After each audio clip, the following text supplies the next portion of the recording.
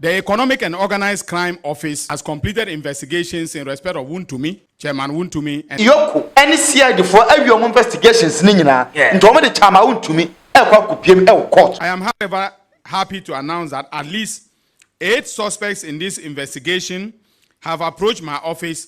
And one more checking to one Ghana Education Service, a buying a tria, or more wasi, or more practical fees, no, a buying a training in every one. Jubilation e koso. Awofo a ewo oman Ghana mu bia ni age His Excellency John Dramani Mahama ho. Master President Mahama. Onye Daddy Lumba statue.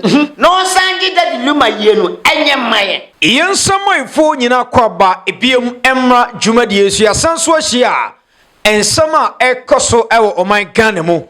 Yede ni nyina ebre I4 after set Attorney General ebe press conference efa Wontumi case no ho na fesu so no National Service ghost names or leaking for bebre no ensem bebre in a freche e ba sesi ameno kasei enchekwa prosecution e ba be start ansana no yenko na yentie sama Attorney General eri tu dwaketu abi na ekoba information weche papa.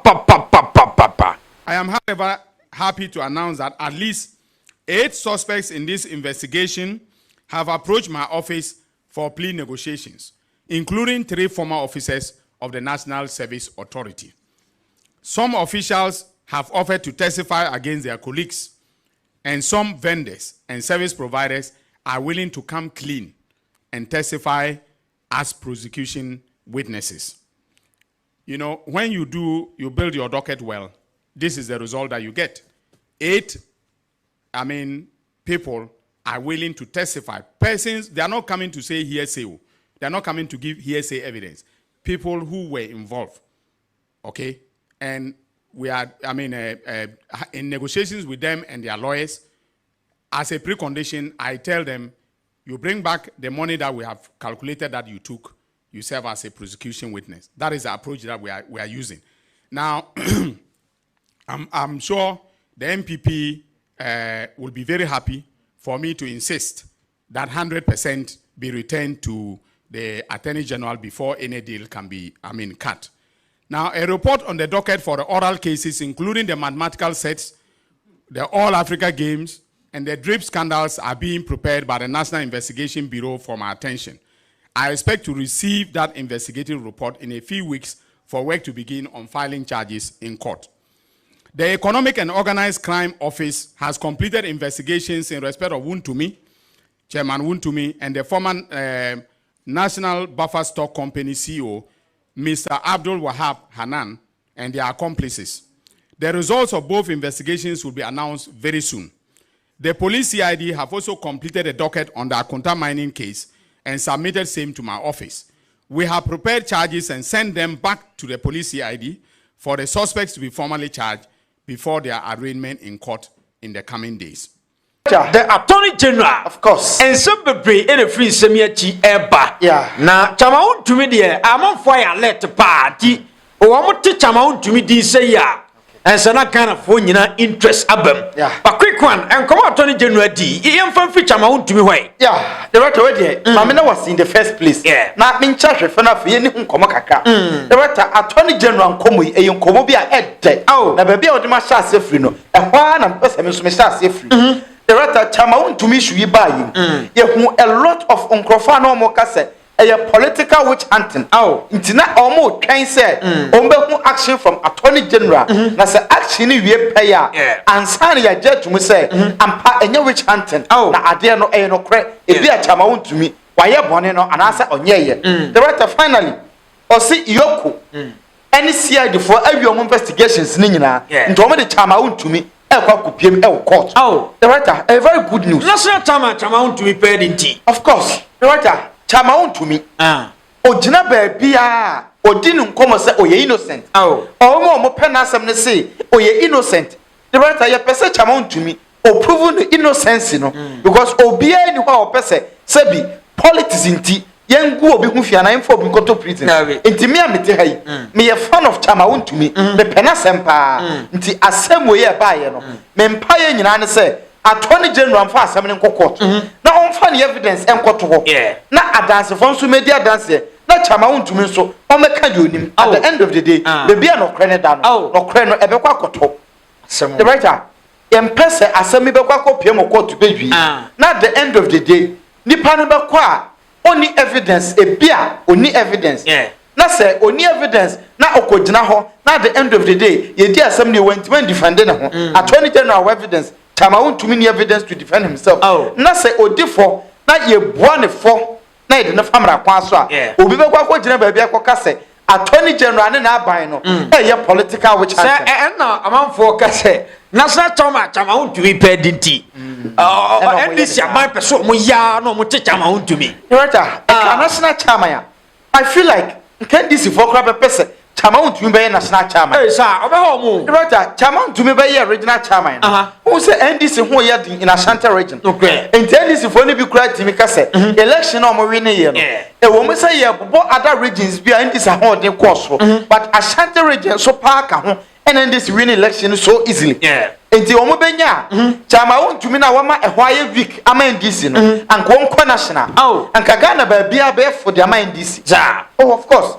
San NDC for bebre ho no enti enye ne national chairman nti e no mo tata no but we die emsuo ne saponie Chama Wontumi nyina bedwa mu nwaare na ye hu sampa ne hu fitaa onye bone bia se otumi dia e right why not ye nyina no ye di jabegu NDC for so say e ye political chanting e no mo ye ye mpesi e be gina obi achi in this case why ye bone ani ko court odi ne ko na odifo a o say ye odi bi mo so wo ne be tago but who say MPP for ni bi ka say Attorney General no o sorry a press conference on court nti I'm expecting say o court obi ansa me ka say o tata nkrofo yanko ensam enkomo san di to aso and say ama for aba be ka say da wo mu difo of course omo mpesa asem no be kwa chi enkoba say ya be cheme ya ni mafa say enna di court akoni aba adubu ahensensem da bi me difo enti de asem no mo fanya me sisi the writer Ghana na bedu this stage and your friend say plea bargain na Attorney General said your car ye said the uchirekire mu ya enipa mako 6 ya Attorney General aboabo ankrata no do mo court say nipa 8 oma bokro no ma di oma sika ena nipa 8 na kwa Attorney General office o mo lawyer sika ho akosa Attorney General say Attorney General ye so sika ne de yedi but ye jitum ya ye bone ye betwe sika no na omani de bone ya cheye rather than say mo betwe aso the better plea bargain no ena Attorney General so condition mienu ena ono so de to ho first condition ne say investigation ye no sika dodo a ye hu ye kratam say wo wadi no dinka fa sika ne beto fabra so the sika ne ba ne ye giwia na fe issue number 2 ya pese wo ko gina adakam e wo court na wudi adanse se dance ni editia omo maka wo ni omo ye bone no nti right omo ko gina court as evidence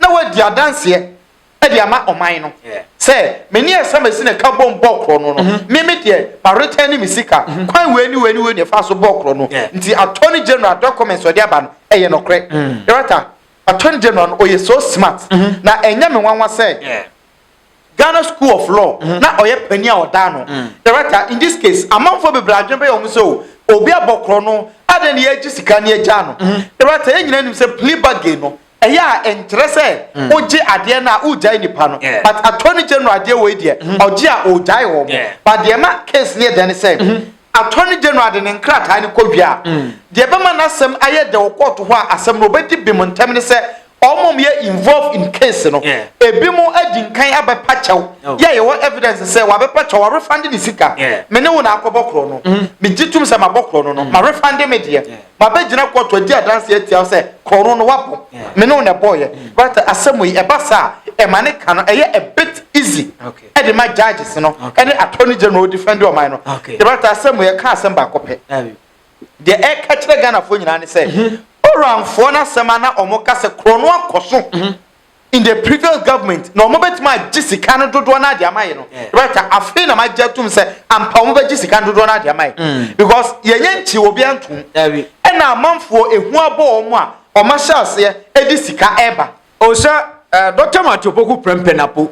Also, there be a say you could for friend. Of course. And I before friend. Yeah. Okoyi Semano. Of course. Nidia no kwade and share that mabonti. Ntubo komkwano na pokwa ka ho. Director. Abosia bia aja me nim se sika bi fa ase. But me tue sika no. Me tue sika no. Eba say the oman no share no ni problem gidigidi sa o. That be director. Eba say oman no problem but na podie. The whole can cry me doubt when say. Attorney General can or say another case in so de mathematical set issue no. That time na pon an education minister. Into who knows? Ebia na yo no ba say yo no mpo a director why boni na wie. Wo who say why mistake. Boni o ye no enye. Director and Attorney General specific say nipa miensa from national service scandal ni mo no officials miensa. Director ebia na ye bo say national service scandal cost ghost names na MP before be say nya no kre Attorney General nya investigations ye na national service ghost names scandal na papa we kan Mustafa Yusuf you know ye sports minister ono na unse all African games no o ka say we Yusuf Skabi of course e de ama GTV4 program na omo be deny say enye sika na minister no bo dinu na omo nsakan ye tina e ho nso so saa me fa no se ho nso so skadi akoso e di sa Mustafa Yusuf ne de mo nya no Mustafa Yusuf no ye ja na nye ye kire say national service ghost name scandal no say oka omo ko for plea bag no ho mpo a na so return say scanner director all African games na Attorney General say eno so docket na ye ready os hade court any Attorney General so director Attorney General no o ka asem bi na eyame de o say ansa na obi be ka kire wo say boni we mi gitum say maye during investigation no maye boni we ntime serew me trace ka ni nyina fa cheme na mi say nyina daka mu ni adanse no e ka kire say ono Attorney General no ne nkrata na ekuta no nkrata ni dimu our genuine evidence the right semi magibone na Attorney General guso to toma no investigations na me hu say bone no onhu akire oni evidence papa bia me nyintum da ba say me gitum say our genuine evidence ya or the court to me differ one shy baby am prison the bejibeja pade nyina the right adan na me nyintum okay the right Attorney General ya man abaso he's on the right track omo doubt to no I think sa fe jo mbenya jidie kakra na Attorney General kwabena do 4 case no ebesi ewuram okay balansa na ebewuram no minority for ne se wo mo ntiase ense o mo se kwabena do 4 case nkenye case ketwa aban ya se o ye niema trokan no ase akwaya conflict of interest koko football bo unuani mu ayinyawo of course nti sana minority for ne ko mo se akwese se we dibonea kwabena do fo dibone wo mo de na kokoto a wo mo hwese nkemra ne kwabena do fo bedi no aban ba sa case bebre no wo se da bi me ntimi wurawura mu biem kwabena do fo case kura aban se wo mo de to ba bi ti minority fo no bo afu iye nti o mo mra ye koba nkomo wachi. The Parliament of Ghana, particularly its Select Committee on Constitutional and Legal Affairs, to summon the Attorney General to answer these questions publicly. The Legal Counsel and Bar Association to investigate potential breaches of legal ethics and professional conduct. All patriotic Ghanaians to stand up against what appears to be the erosion of justice and the dangerous politicization of the prosecutorial process. Finally, may this press conference also serve as a formal notice to the Attorney General, Dr. Dominic Ayine, that if his decision is not reversed within a reasonable time, the minority will consider its options of proceeding to court to challenge its decision in its entirety. Let it be known that justice must not only be done, but it must be manifestly seen to be done. Thank you. After prolonged negotiations, the accused persons, by a letter dated 7th May 2025, made a proposal to settle the revised outstanding obligation of 3.3 billion Ghana cedis through a structured approach. The accused persons offered to pay 2 billion Ghana cedis in full and final settlement of the outstanding obligations through the following arrangements. 800 million worth of assets to be transferred directly to Unibank, which is in receivership, which will now make that available to the Bank of Ghana. And then their active cooperation and participation to assist the receiver to recover an additional 1.2 billion from the direct beneficiaries paid out on their instructions. Out of the above arrangements, the accused persons have provided landed properties valued at 824 million Ghana cedis to Unibank. That is in receivership. Further, in other words, indirectly to the Bank of Ghana or the Republic of Ghana. Further, the accused persons will be responsible for any shortfall in the proceeds realized from the sale of the landed properties. In the National Service Scheme scandal case, the Attorney General says more suspects involved are set to give evidence. I am, however, happy to announce that at least 8 suspects in this investigation have approached my office for plea negotiations, including 3 former officers of the National Service Authority. Some officials have offered to testify against their colleagues, and some vendors and service providers are willing to come clean and testify as prosecution witnesses. When you build your docket well, this is the result that you get. 8 people are willing to testify. Persons, they are not coming to say hearsay. They are not coming to give hearsay evidence. People who were involved. Okay? And we are, in negotiations with them and their lawyers. As a precondition, I tell them, you bring back the money that we have calculated that you took, you serve as a prosecution witness. The Office of the Attorney General is expected to receive a full report on several alleged corruption cases under the Operation Recover All the Loot. A report on the docket for the oral cases, including the mathematical sets, the All Africa Games, and the drip scandals are being prepared by the National Investigation Bureau for my attention. I expect to receive that investigative report in a few weeks for work to begin on filing charges in court. Roger. And sir, minority say woman court. Of course. Because Kwabena for one sem no woman son tiasie. Yeah. But sir, me who say I think sir from 2018 more bana. Yeah, of course. Sansem no start here. Yeah. Tinan ko sem pipi aba mo fast. Na nkomo mamrani di Kwabena for. Of course. But o ma twen aba be sinne. Yeah. Did that mean sir ensem no akwen sem bebre kwekwan ne nwura mo. Yeah, Director, on the issue of Kwabena Dufo, him say Obia was said you see a canon, and he said an adwin esiano. Yeah. But say Yebe Kaipa in 2018.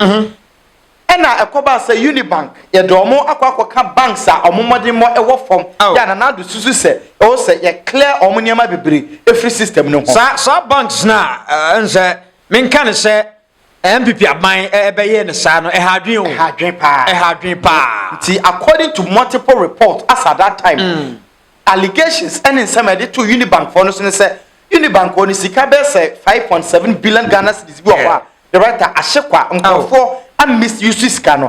Yeah, Dr. Kwabena Dufo ono no ye kofa buy. Yeah, bank dey ne dia no oka ho bi.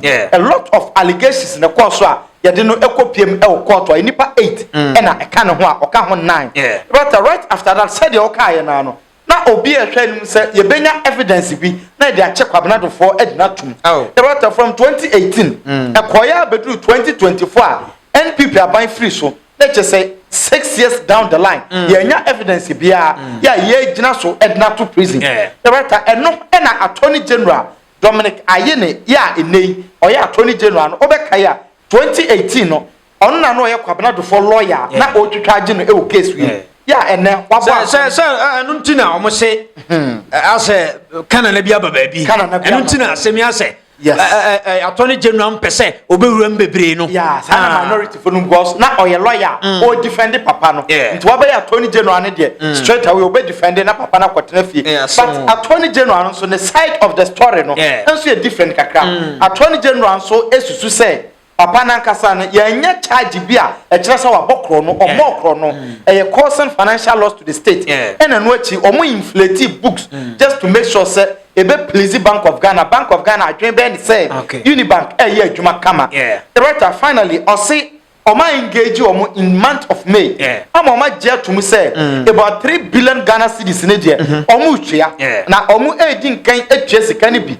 Ya de omo din kan atwa no. Omo dua director other beneficiaries omo na omo nya mfaso ya enye kwabena dufo omo. Omo so betwa 1.2 in 18 months. Na fei 800 million Ghana cedis there. Finally no aye last one eno de omo de japade e na be kwa akoma aban no na eno so aba behim director obia e won the side of story e be susu say Attorney General we dey by favoritism or favor ni nipa amam for so adwom say de woma e na Attorney General ye said de oye plea bargain ama national service ghost name scandal enti MPP for no anase minority no omo so omo kokota of course omo kwan so omo ko nti omo nko court wo no na court eni asem no ti omo fa nko but right when ade ba ko no say Attorney General ne ka say omo national service scandal no omo aba for plea bargain oso omo ntwa sika no na omo nko da dance court no omo nko fie no eno de omo ankasa Attorney General de oye ne nyew but akoba say kwa bana do form de no omo ntwa sika no na omo so nko fie no ho de minority for no so omo bekokọ say enna e ka say a minority no so o ma nye dede say ya enti o mun kan of course what you say day in day out adwuma ekoso je ekoso sa no mun so amebubo mu a yenti se wo mu ho but an answer na big je bebem no manya ne ntie se Ghana Education Service wo ma yanwanwade bi ama awofo a ewo oman Ghana mu wo bia ni age His Excellency John Dramani Mahama ho na jubilation ekoso nkwada na wo mo ba be wie school no nsem bebre na ekoso quick one fa yewuram na afi no abigi jemrem erata am say we a very good news pa na ni nyina ne say Ghana Education Service aya na so say aban atua omo be twere wasi omo practical fees no aban atua ni nyina afi ho ama na obekaya say o twere wasi bia omo ye practicals no omo na omo tua omo practical fees ansa na omo timi aye practicals no na we na Ghana Education Service actually ma Ministry of Finance release this card ama wo say afi we die mampani His Excellency John Dramani Mahama say enya dia e was a school for no etua practical fee bia biem nti school ni e watua practical fee no e was a school no e refund sika e ma say de be ya wo for no so e ho be han wo kakra nti we die mampani etua practical fees for SHS omo wasia omo ba be twere ni nyina na say wona eye home economics obako school da onim de make omo ye home economics visual art for no any science for no omo ba be wie school aya na omo ye practicals na practicals no obetimi fa ho boka be 50 million 5,000 Ghana awfo ni bi wo ho aya na owo mu niska nti omo bre pa eno na nam so ama aban ne se aja sa practicals no wa fa ni nyina ho ka nti awfo no mu nko diska no of course ani jiaba adrata ani jiaba papa uni baba na yade un say ade we kura me na me wura fie o na ma dwe me say because senior high school near free no edru practicals na a school for ni ntwasika nti issue we buy na a school for ni bi ka no ansa na ma dwen ba so say sa edru wasi ni dia practicals ni dia a school for no so mutua ansa na ma ye se unia kwa home consider omo ba be wie school a ni mo toto no ke wo mu no eno ti de se wo kwa course se general art na e kakra and the own share and toy onya to pamphlets awko na science for ne visual art for no asa paint ni niam abeton niam o mo keka no ebi kuka ne ovi ni niam nyina kwa practical so ovi ni ade nyina cylinder o mo betoto cooking utensils ahodo the matter very good because ye kan anano ne ehun se aban no ebo se omo mu ko tertiary no omo fees na ban be fa bi omo ho high omo the writer se nipa ni be wie SHS na ohia akade bi ansa na otuma ko tertiary na wanya akade na won hwa eno kwa be headache practicals ro be wie no e be mana failure on pass na ko tertiary the writer minim se aban no enema bebre ho ye ka se ontumi nya but enema nkitinkiti bi ho a e very important e needful sa aban ye we nyina wi a o de totimamufo na dwen because one ma wo for ne bed akofom we bi ene hwe so to abadema obi doctor mampani no kwani nyamianim ni oyai aye listening president said na Ghana for can say dollar na so teye no a school for nyina of course do you mean can say city na enwa din no ama ese ya sanso tue sika ma wona ekwe practical say omu tua practical fee yeah because me kra na ma adwen me say e ka dodo ana ye di e kai swati say na nyina ye ka na ye betue o nti say sika ni bi kra ban yi de boya e bi ni moawi na boya na ye ho ahan ye director very good ye more Ghana education service abaso okay abigi ba me bisha no question bi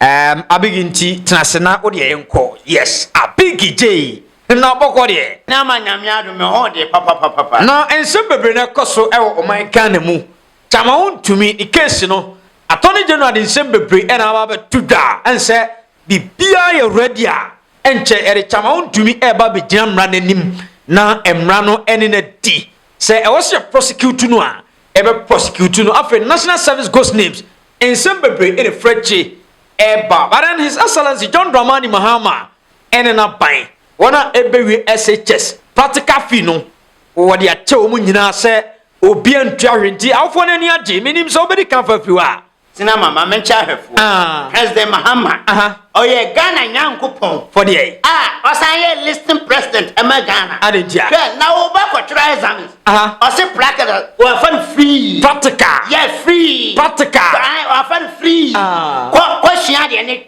batro anyezo wo ya mum tia President Mahama mami say dia wayi nyankopon hira no afen mo so ye nyatwom menye nyatwom meka no ofiri so ama hwefo nyina te se wo abigi me na afen ma te se wo ye nyatwom agenti na me ye nyatwom wo ye nyatwom pa agenti na wo Mahama abasa ya da bi tie mi obi the free SHS aba yes wo sori a na wo kan ho asem na wakufo do anya hwe wa anya hwe obi aba ose practical fee or the at school for no oso woni o enyame okay nti di odi free SHS ne ban na den na wo mo na baso na John Dramani Mahama ye we so no onsa mo na baso a akufo do dia wo condemn no okay aye pass wakasa me menye nyaatwom okay na do kasa obafa school free why ade na mom na do free no odi dollar kodu 17 cedis osade ye Ghana economy no dwane mo ena Mahama aba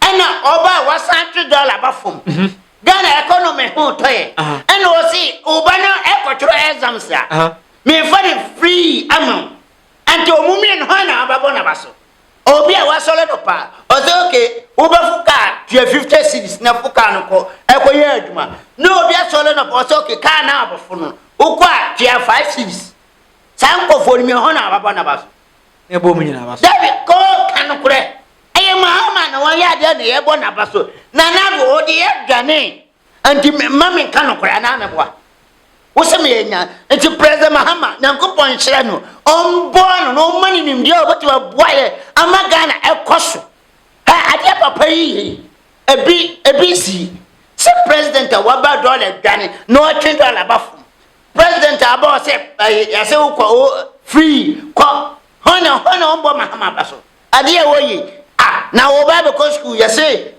wo ko free school ba ya fa teacher ni manager bo so me bia wo be tia terminal na Mahama say ma fa obi anje hwe ze awfo na ni adio na ho na nti ba wa shock me o ade nti na ma shock what clear analysis say you no kra na ye kan so yeah what clear analysis but still na akwakufu ado ya de free SHS nye yo oh say o so wa ya de oh na so no de wo muka so no the SS for no ega oh no ndi amamu no amoneka no mo no like cantinica kanokre na ya nyesa o yesa makasa o ye bias kanokre na do so no ndi omuka no de omuka na do so le nyeme bebie wa na ase Mahama na aba no waye ne yi anti yembo na baso na sinama ya say oya chama Wontumi ade no kokot ara na wasere oze ayosere Argentina ayosere sa wo si bisa question no ya say chama Wontumi ade no kokot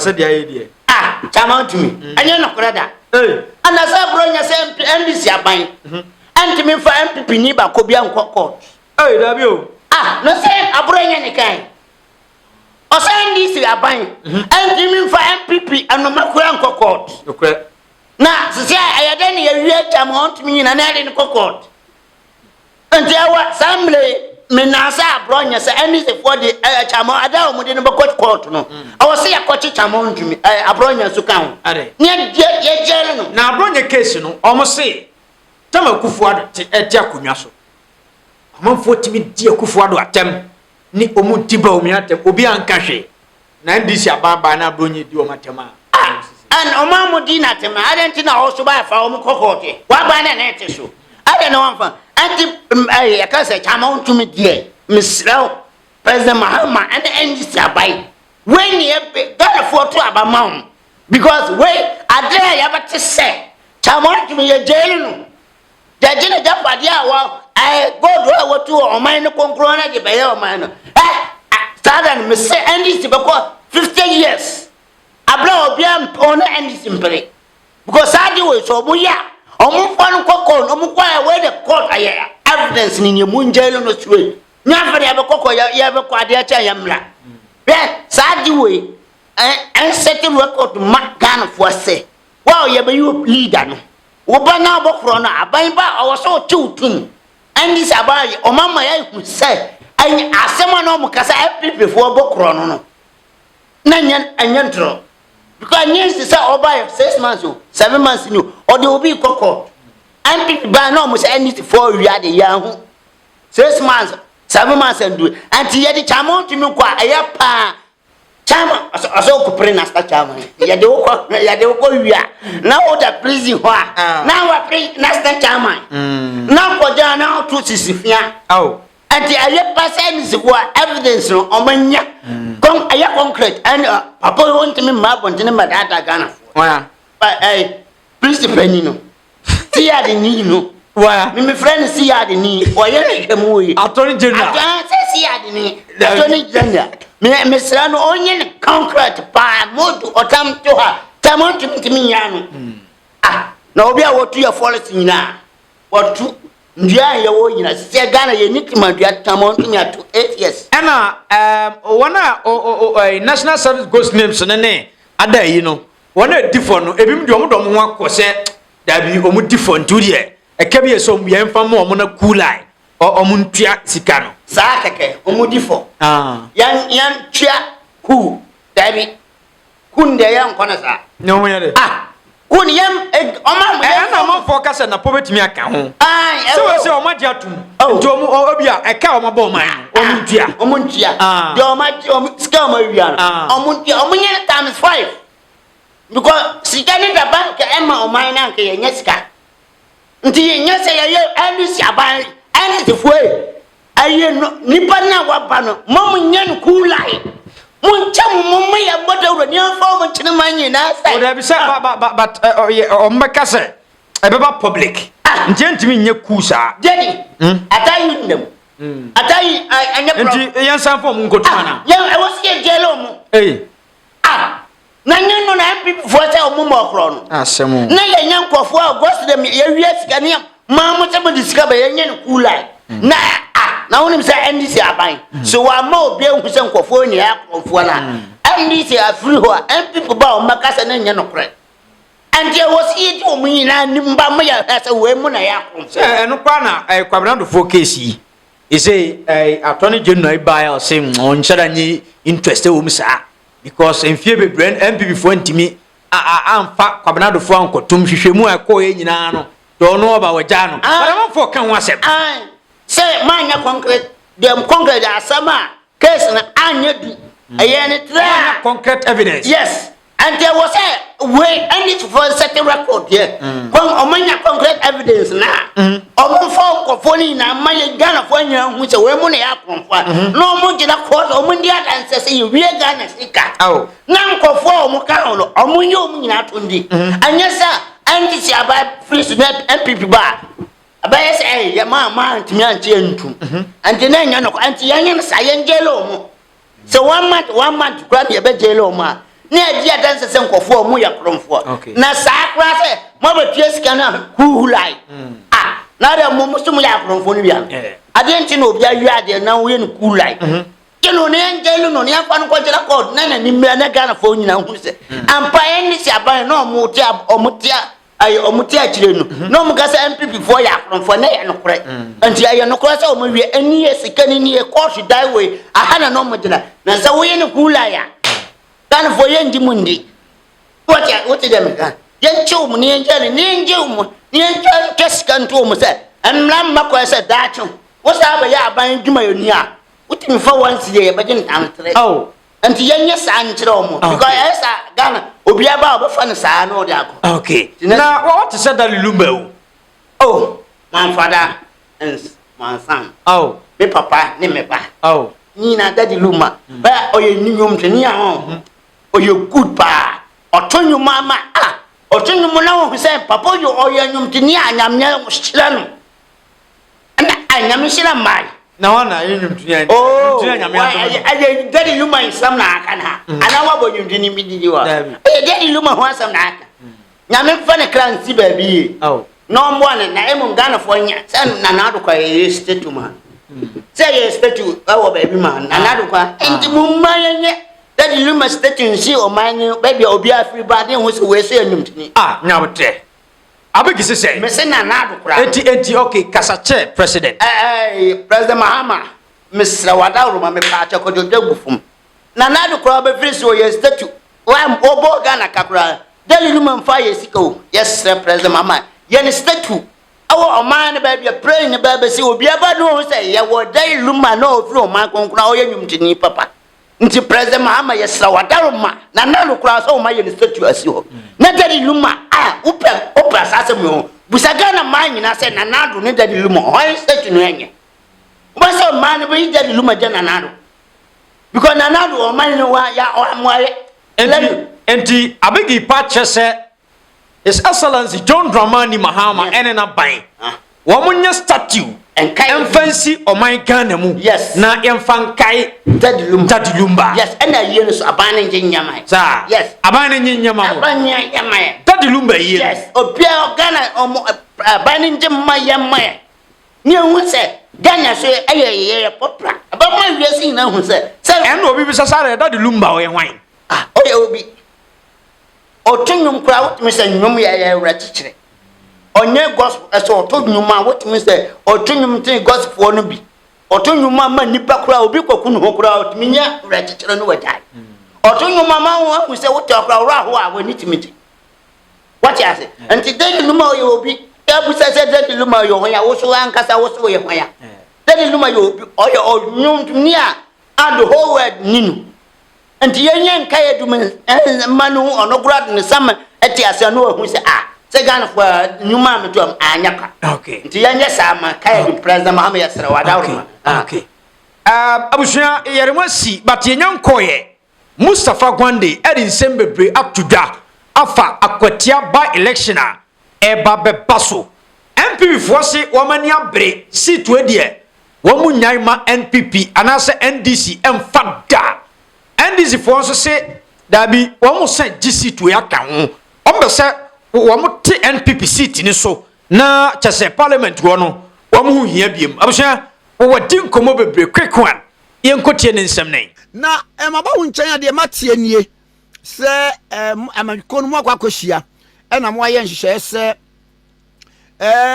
wo mo a His Excellency Reverend John Dramani Mahama na Dauruma wa ma post bia no say we ye YouTube we ye organizer we ye bibia no for post no to sanete yo ofa menda wase amze na say makwa ko shebi ntokuru mu kakra sade okusie no wa bebbo me wusie no etimi anope ye de bia na amse nra ekushia party National Executive Committee meeting samba kwa be pimu said you okay na on say o mantenyi bibia novelty the winning o mantenyi decided that you will explore human resource experience at what party no. So most and for the first time most of party executives right from grassroots constituency level, national, and they are appointing one into government. It's a different thing from the past. NDC penny na appointing. This time, most of the appointments came from 7 officers of the party, which is a good thing because Obia wako kum upon a wako a hunt a hunting your president. Wako ahayo. Wako ahayo wakum a crantiano. Yeah. You don't anya penny a copet a brother man beady. So, but also the thinking is that political parties are a war machine. Even though they are entities, these organizations must always be ready, functioning strong enough to be able to win any competitive race as far as elections are concerned.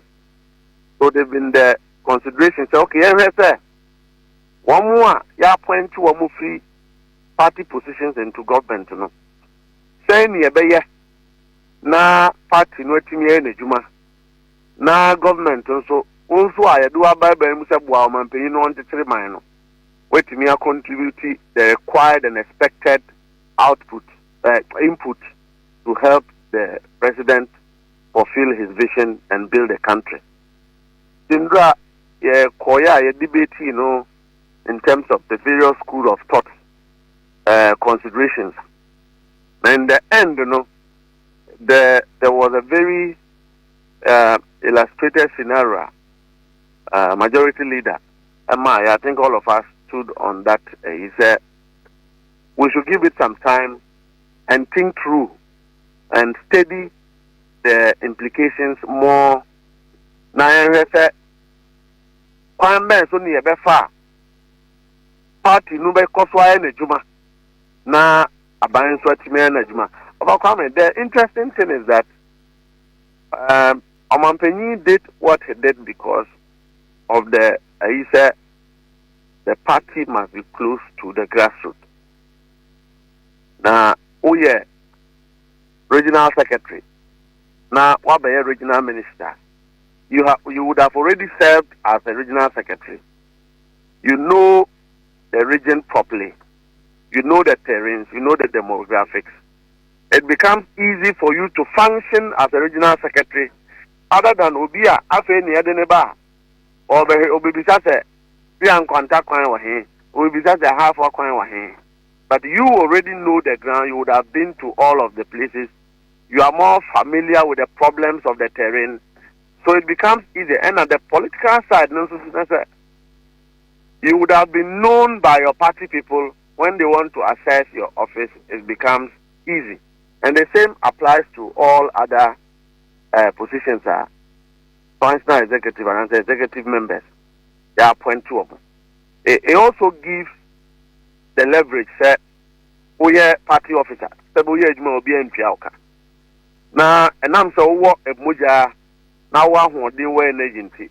I want to pay me a human class a year. Now, we and so Robert give it Trialka.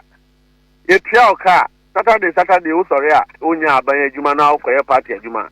Who do salary better than me at all for now on Zaka with Juma. And so we are considering all of these scenarios. A general secretary, national chairman. Almost in it, he said. They don't belong to any of the school of thought, but they think that we should discuss it and come to a certain conclusion with the matter.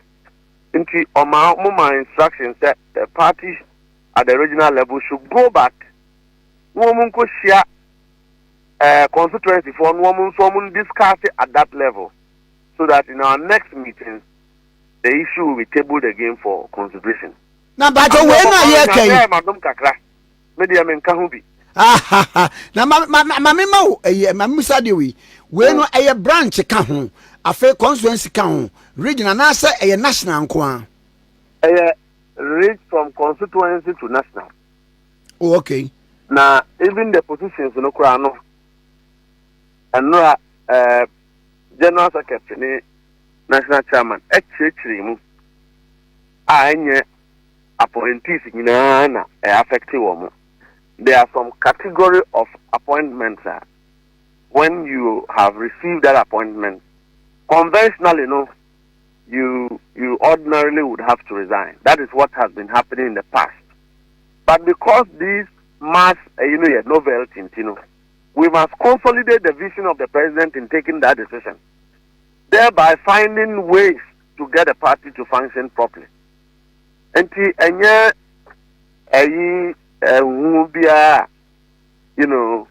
but who to say we are DC now, we are constituency secretary and our organizer.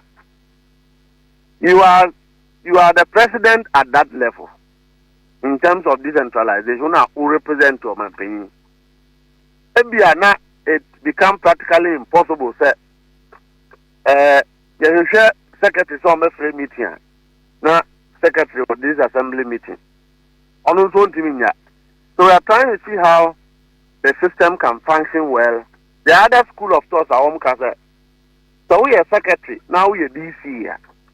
So deputy or so I didn't know how deputy function.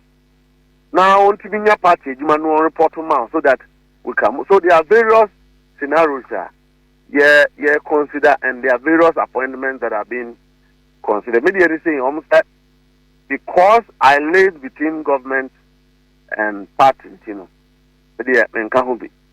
Okay. Now, my main way, where you are moving, and no constitution, no sank over, and carry a straightforward, said your constitution can not be and answer where you novelty said your can. One was that President Mahama made the first president, in fact, in the history of this country, what bomb what they are 20 party for the door. Our reward party for baby. Yes. So it's one, a novelty. Two, institutions like the NDC, learning from my superiors, is not only run by constitution. The institution is a living entity. And as people continue to increase and day by day time changes, there must be policies and decisions that organs of the party can do or can take for the betterment of the entity. And this is one of such decisions. The Constitution itself mandates in cases like this, we should go back to Functional Executive Committee meeting, mute the idea. A committee, National Chairman and General Secretary, set up committee headed by some few national executive colleagues. I want to consult to a detail and the report and that report is required to go before National Executive Committee, which involves the region, majority members in Parliament, reps, and appointees. So it's not really a constitutional matter, but it's a matter that can be remedied with this particular procedure also. The other ones who feel that, okay, I didn't think a Yama will be a anchor. Now, in the next 1 year, election, now, a rule that, we are appointee, won't even contest the election here. By that time, you have served your term as a party executive. Prior to your appointment here, the amount you would have finished serving that a year. Or the party any fee. So they are I see. Another development where the farmer party no the ben mo be shians na once adwendwe ho na come to a conclusion. The yes no as study see no atitire for no penny for decided say given the we woman region for no woman constituency for no and kasa no input to honum so that by the next 1 or 2 months I bet here be no nanka we have a vast consultative information I bet me aboa ama yehu babia ya de assembly beto a bebo apart. I see.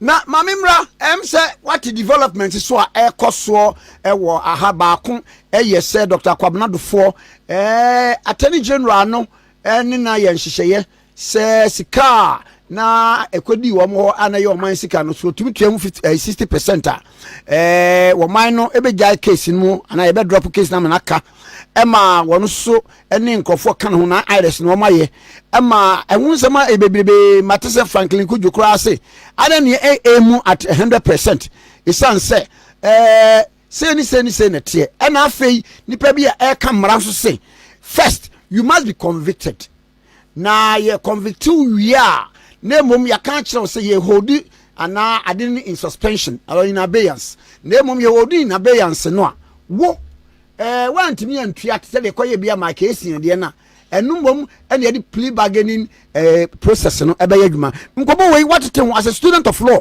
it was saying our government, you see enye abrebia na ebe politics, and the NPP must know that eduru baby a sabi mpreduasa yede nyame so ebu mama na yeye na oye fa no ni yede nyansa ede abata ho na yede nipa ho do.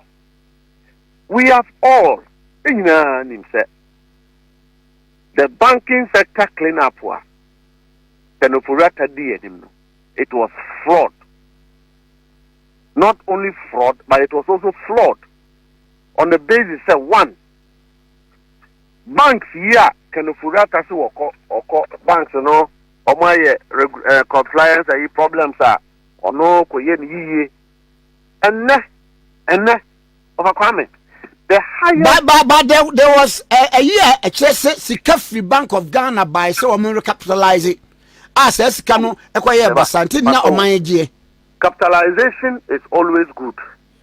But I'm saying, sir, the banks, we are not here to say the banking sector cleanup was a bad decision. The way a manner they went about it. Okay, so cleanup no bad. Saying justify the actions of the bank. I'm not justifying, but I'm saying that the one who a bank na abayan ni woka abayan triaka. Na ye say ye sika ete say wo bank no a new bank nti ye gunu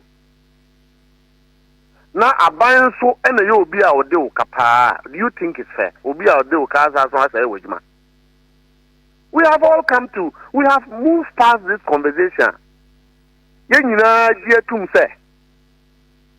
the decision without considering the number of employees are displacing women and the difficulties that decision posed to people who have invested in banks, depositors, investments and kofaya, and they cannot get to their money. You have agreed. You know, sir, Sabia, we project work cry. You say a case study of this.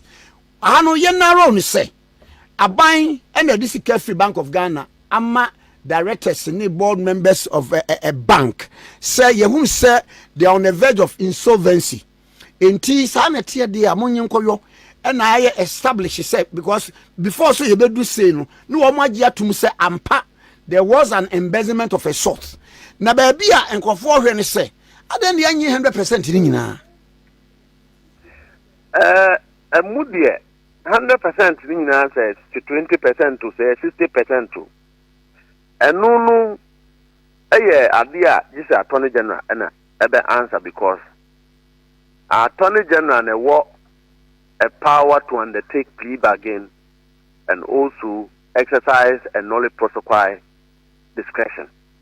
Now, conversation a cool between Attorney General and a suspect. No, Sebia, Onyambe Kasai, Yinimu, and Kemahu Quine, Emma Attorney General Babon Team Bekasa, it will give all of us enough basis, enough information. Okay. Run is our conclusion, but maybe there will be some here. I believe that we should find a way of restituting all the owners of the banks. Now, there are other places that Oh, come and say, who could restaurant now, who could did now, yeah, baby sauce, can I went to me in Tria. Yes, London, you have more restaurant now, who in chance, yeah, say, we can the best. So, be the worker. One bezel fans. Na, who can be so bit me, ama nipanabwa, wabwa nipano, now what me, you may tria. You rather advance towards that progressive method, no, than a method that won't give you anything. Now, one more case of prosecution, and a jail will be, who jail who does that mean the money will be paid back? But I also think that we should allow the Attorney General, who has a duty and the responsibility to explain his actions, either to the extent that he has taken that, and it has a national security, a national interest matter. He should come and explain why, how, what went into the decision. Then, you contribute to the discussion, because at that point, there is a lead information we can rely on to make commentaries. But at this point, the Attorney General has a decision, and this is not the first time such a decision has been taken. We've seen it and seen it happening from the Attorney General always. And we should be asking the Attorney General, Branabe, I've heard say Felix Opozukwa Chika say, said, Attorney General will come out and explain that matter. And so you can I'm sure that it will give us enough fundamental direct information that will enable our appreciation of the issue. But I think I'm a very happy man, because a can be a befaswa. That banks no you goon, you did politics goon no. Na dunia bank the end of the year no. Other people banks me goon. And what even gives me the evidence that decision was born out of bad faith, it was captured in a fraudulent document. It was all captured in that document, sir. Senanado be president Pepe. Yebegu UT Bank. Yebegu Dr. Kobne Dufo Bank. Yebegu other banks are omunye achim for na sikano. Ba sika nyina nkodi achim for the me ba cho mo ba ye document like that. Me ba cho mo ba ye. What me ahwe mo ahun se bank no na etiapo anase na hangi wokwa. Mo ba mo timi aye. Sade no. And na me say for an Attorney General to get to this level, sir, what taking decision, sir? What the same by between Ajao? What the same by between Ajao? It means that all these inquiries would have been made, all these investigations would have been made, so that the Attorney General is able to examine the effects of prosecution and the effects of a plea bargain. To come to this conclusion, it means that some work have gone down. And now, okay. Attorney General will have enough information to comment. Me saying, baby, Attorney General also Ambassador now OKFME. You don't have access to all the information that have led to the conclusion of the Attorney General. I've heard people make commentaries yesterday to the extent that a nollie prosecute is not even good, and then why not 100%? Why not 70%? Why 60%? When the Attorney General comes to speak, and I think that when issues like this come, will take his decision.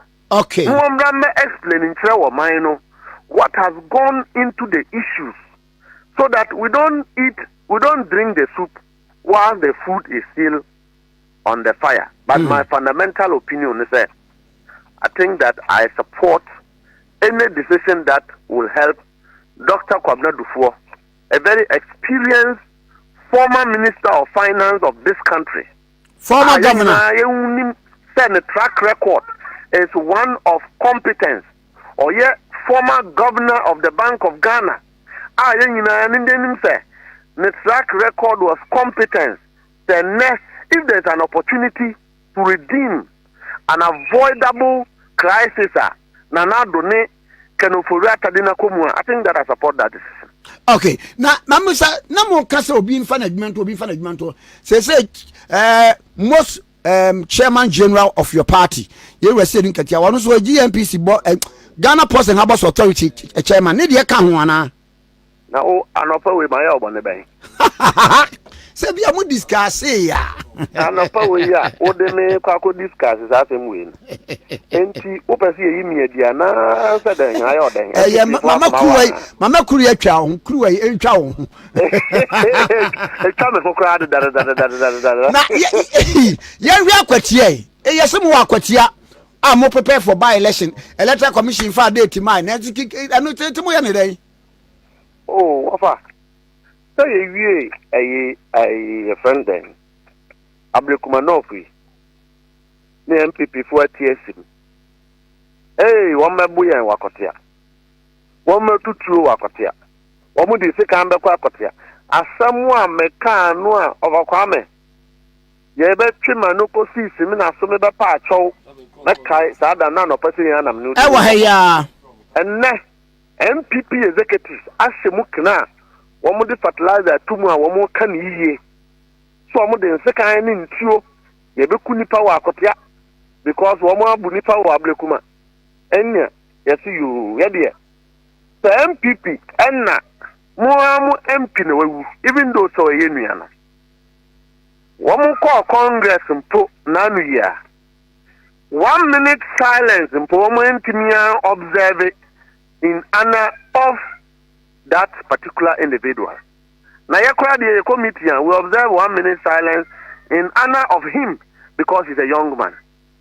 Now, Obia, no. You are the one shouting and drumming war. Say, yeah, Baba Jamu, ye, ba Babu Yang. And I got for now, one more for them. On table, NDC MPP are more kotia and to one new woman team. Woman sorry dabida and she muja. Na mua hoa more babako election or hodo. Musum bako she muja. And the economy cocker hese. Nan can't tell me any MPP for the akoto. Whilst we are waiting for the date, say if it is a year Parliament too easy, every declare by election that should be yeah, quite hese.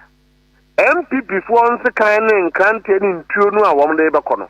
Woman started the car now, woman. You see, overcoming. NDC way and your party are threatening a move. And let the MPP know.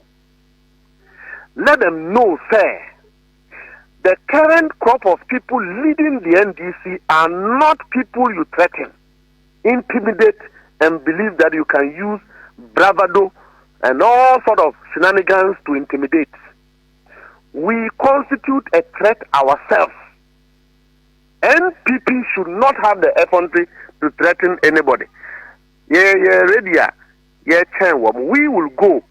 If they declare the election, the leader of the party who is the president, the national chairman of the party, and the general secretary decides that the NDC will participate in that election. The only motive I the NDC be kwa kotiano say ye kwa kope wo mo cho na omo tuaba ama an NDC candidate because akotia honum no NDC for winida MPP for so winida so the balance of probability say any party can win is very high but the NDC is in a possible lead because there's evidence of good governance. That is Nanado's region. MPP4 has a responsibility to go back and pinpoint to say, in fact, Atiwa, but our President Nanado free at the back of Tiano, a 1 hour drive. MPP4 would have to show 8 years and Nanado be president, and then the Western war, a whole more. You bet me a cafe. MPP party, no. Woman fast for woman the free MPP and Nanado 8 years, no. You would have to show Aquatia Udra and soon for Munya no manum. Coco, Ukoa, most of the people there are LS and then the locals. ɛna mine ne koko no wɔn yɛ koko adwuma yi egu no wɔ hɔnom. What is the MPP going to say?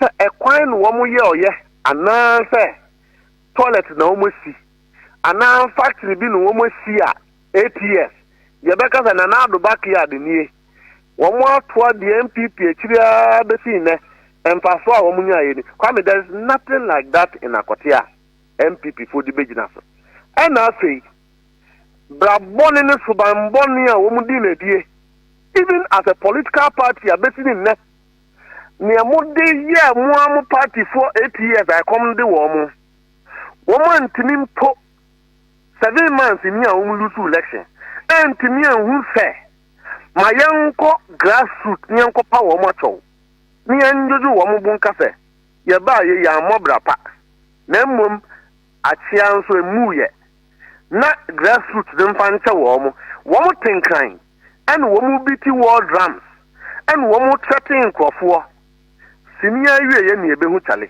yɛ deɛ egyina yɛ nan so a yɛakɔ akɔyɛ ayi a yɛahwɛ sɛdeɛ ɛbɛyɛ election no sɛnnɛ election ne ba yɛde akotiafo betumi adi ne yie. That is what we are doing.